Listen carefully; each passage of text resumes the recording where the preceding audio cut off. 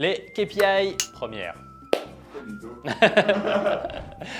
27e. Bonjour à tous et bienvenue dans cette nouvelle vidéo. Je suis Anthony Guèze, le fondateur de Mindset Finance. Si vous avez cliqué dessus, c'est que vous savez qu'en tant que dirigeant, on peut vite se sentir submergé par la multitude de données disponibles. Mais si on pilote son business sans boussole, on ne peut pas prendre de décisions stratégiques et c'est logique. Donc aujourd'hui dans cette vidéo, vous découvrirez 10 KPI financiers qui vous aideront à suivre et améliorer vos résultats. Aujourd'hui, on va parler d'abord de qu'est-ce qu'un KPI, puis ensuite on va identifier quels sont les 10 KPI à suivre, peu importe son secteur d'activité. Alors, qu'est-ce qu'un KPI? Commençons par démystifier ce que sont les KPI. Tout d'abord, KPI signifie Key Performance Indicators, soit les indicateurs clés de performance en bon français. Mais qu'est-ce que c'est concrètement? Ce sont des outils que vous allez utiliser pour évaluer la performance de votre entreprise. Ils vont vous aider à traquer et analyser différents aspects de votre activité, de votre business. Chaque entreprise a des objectifs stratégiques qui sont différents, donc des indicateurs qui vont être différents également. Cela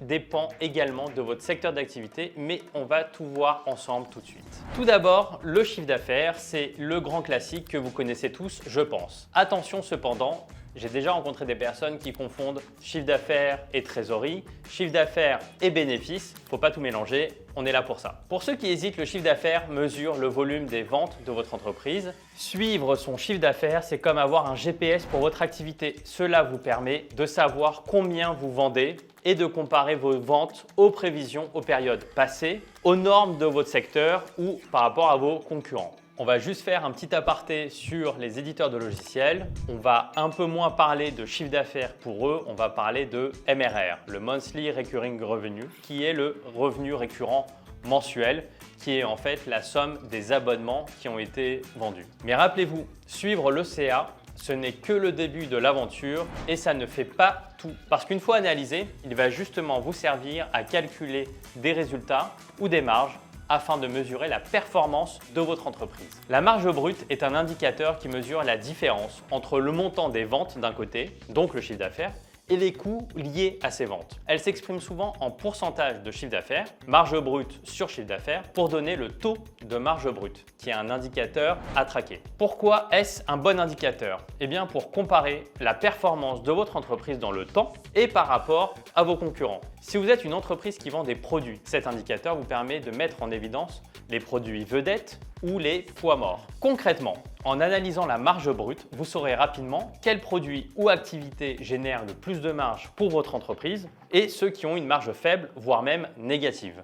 C'est donc un très bon indicateur pour prendre des décisions stratégiques. Allez, ça se complique un peu, on va passer maintenant au cash flow. On ne vous le dira jamais assez, mais cash is king. Le cash flow ou le flux de trésorerie, c'est un indicateur financier fondamental qui mesure les entrées et les sorties d'argent de votre entreprise sur une période donnée. C'est comme vérifier si votre compte en banque se remplit ou se vide. Le cash flow lié à votre activité est crucial car il montre que vous générez de l'argent grâce à votre activité et que vous n'avez pas besoin de financement extérieur pour survivre. Ensuite, passons au seuil de rentabilité. Imaginez-le comme le moment où votre entreprise commence à faire des bénéfices. Le seuil de rentabilité ou le point mort vous indique le niveau de chiffre d'affaires à atteindre pour être rentable. Prenons l'exemple d'un restaurant. C'est comme calculer le nombre de plats que vous devez servir pour couvrir le loyer de votre restaurant, le salaire du cuisinier, ainsi que les matières premières. Tant que ce seuil n'est pas atteint, vous n'êtes pas dans le vert. Mais dès que vous le franchissez,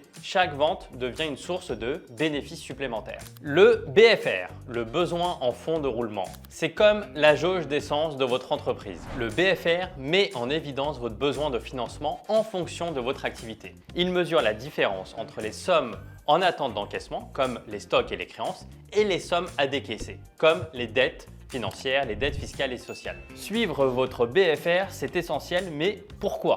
Car même si votre activité génère des bénéfices, une mauvaise gestion de la trésorerie peut provoquer des problèmes sérieux. La croissance, par exemple, est hyper consommatrice de cash. Il y a deux types de délais de paiement. Les délais de paiement client, c'est-à-dire le délai moyen pour être payé par vos clients, et le délai fournisseur, c'est-à-dire le délai moyen pour payer ses fournisseurs. Si votre délai de paiement client est plus court que votre délai paiement fournisseur, c'est une bonne chose, puisque vos clients vont vous payer rapidement. Mais à l'inverse, si vous payez vos fournisseurs avant d'être payé par vos clients, vous allez devoir faire une sortie de cash qui sera plus importante et donc vous allez devoir financer votre BFR d'une manière ou d'une autre. Prenons l'exemple d'un supermarché. Si vous allez faire vos courses, vous allez payer à la caisse ce que vous avez acheté, ce que vous avez consommé. Donc le supermarché encaisse immédiatement mais paye ses fournisseurs à 30 jours, 45 jours, 60 jours. À l'inverse, une entreprise de service va avoir tendance à payer ses fournisseurs dans un délai raisonnable à 15 jours ou 30 jours maximum. Alors que ses clients vont peut-être avoir tendance à payer à 30, 45 ou voire même 60 jours dans certains cas. Et donc, ceci va créer un gros décalage entre le moment où elle va payer ses fournisseurs et le moment où elle va encaisser auprès de ses clients. Donc, c'est hyper important de suivre ces deux indicateurs que sont le BFR et les délais de règlement parce que même si vous suivez votre chiffre d'affaires et que vous êtes en croissance, vous pouvez vous retrouver dans une situation très inconfortable si la trésorerie derrière ne vous permet pas de payer vos fournisseurs. Parce que vos clients vous ont payé un peu plus tard que ce qui était prévu. Suivre des KPI financiers, c'est indispensable, mais ils ne permettent pas de mesurer la satisfaction de vos clients. Et suivre la satisfaction de vos clients, c'est assurer aussi votre pérennité. C'est pourquoi il est crucial de mesurer le taux de satisfaction client. C'est comme demander au restaurant, à vos clients, s'ils ont aimé leur repas. C'est un KPI de qualité qui évalue comment vos clients perçoivent vos produits, vos services et leur expérience globale avec votre entreprise. Alors, comment le mesurer? Il existe plusieurs façons de mesurer le taux de satisfaction client, notamment par le biais d'enquêtes de satisfaction, d'interviews avec vos clients ou même en examinant les évaluations en ligne.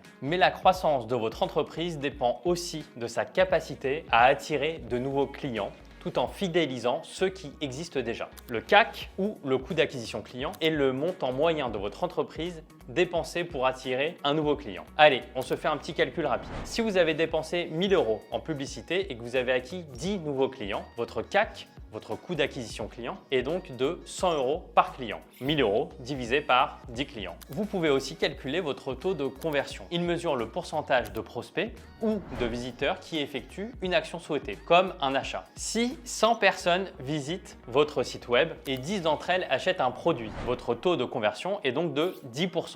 Et pour savoir combien restent actifs et continuent d'acheter, vous pouvez calculer le taux de rétention client. Si vous avez 100 clients en janvier et que 90 d'entre eux restent clients en février, votre taux de rétention est donc de 90%. On parlera alors d'un taux de churn de 10%. Si vous arrivez à avoir un taux de rétention qui reste élevé, cela indique une relation solide avec vos clients et donc c'est une très bonne chose. En conclusion, choisir les bons KPI par rapport à votre activité et établir des reportings réguliers peut faire toute la différence pour votre entreprise. Ils vous aideront à prendre des décisions éclairées et des bonnes décisions. Vous pouvez faire appel à un DAF externalisé qui se chargera d'établir quels sont les meilleurs indicateurs à suivre en fonction de votre business. Donc, contactez-nous pour qu'on puisse vous proposer une liste personnalisée des meilleurs indicateurs à suivre. N'oubliez pas de mettre en commentaire les indicateurs que vous suivez par rapport à votre business à vous. Moi, je vous dis à très vite pour une prochaine vidéo. Ciao!